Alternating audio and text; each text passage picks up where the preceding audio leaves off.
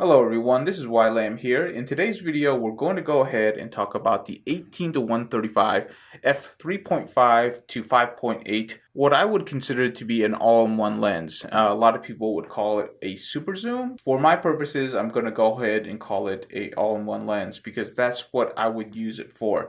This is a lens where if I only wanted to carry one lens with me, this would be it. If I was to carry multiple lenses, I most likely will never carry this lens because there's other options in the Fuji lineup that would be better for it if I'm carrying multiple lenses.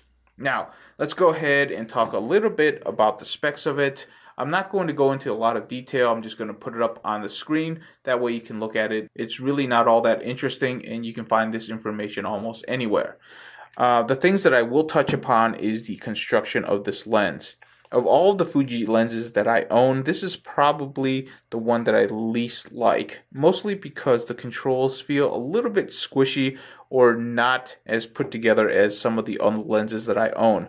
When I go ahead and move this zoom range, what I find is towards the end, it gets a little stiff. It actually gets a little hard to get to that 135 zoom.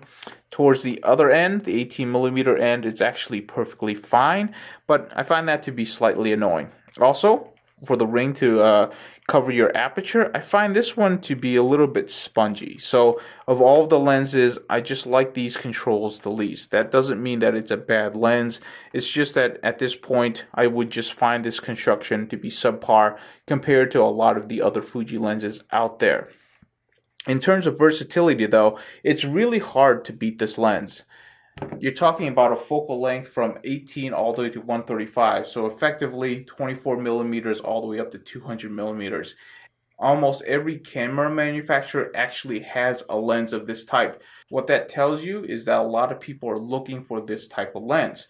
What's different about this lens compared to some of the other lineups from the other manufacturers is that this lens is actually pretty sharp on both ends of the spectrum. So at 18mm, I find it to be very sharp. And at 135, it does get soft, but it's more than acceptable. I'm not really a pixel peeper. As long as it looks good as an entire image, I'm going to be very happy with it. Now, as a person who is a video first when it comes to his Fuji cameras, what I will find is that this is probably the lens that is the least good for video.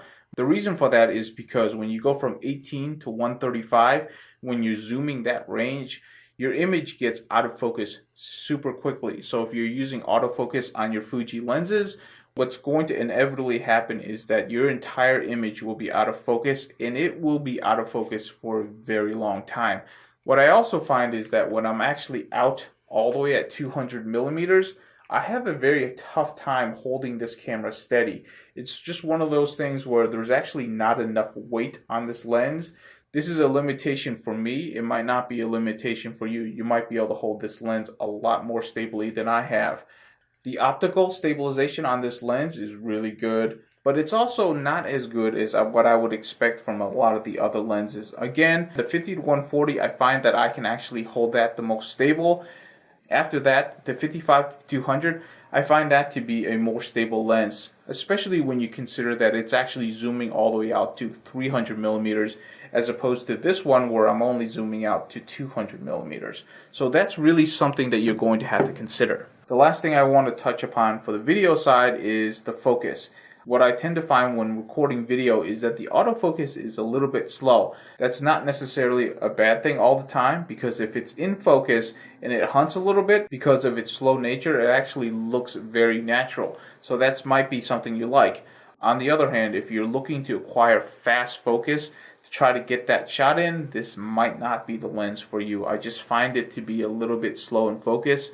But you might not have any issues with that depending on your scenario of use. In terms of this lens for taking photography, especially if you're just doing it for fun, or if you're doing it, for your family, or, for travel, or for a vacation, I think this is a great lens. It is a little bit on the large side compared to an 18 to 55, the kit lens, but you don't get the zoom in that kit lens. It definitely is larger than the 18 to 55, which is the kit lens of the Fuji lineup.